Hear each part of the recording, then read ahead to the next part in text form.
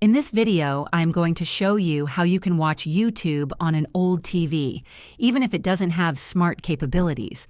While older TVs don't have built-in apps like modern smart TVs, there are several ways to access YouTube. The easiest solution is to use a streaming device, such as a Roku, Amazon Firestick, Google Chromecast, or Apple TV. Simply plug the device into your TV's HDMI port, connect it to your Wi-Fi network, and download the YouTube app from the device's App Store. This allows you to stream YouTube content directly on your old TV. If your TV has an HDMI port but no smart features, a Chromecast is a great option since you can cast videos from your phone or computer to the TV. For TVs without HDMI ports, consider using a DVD player or gaming console with internet capabilities, as many of these devices support YouTube.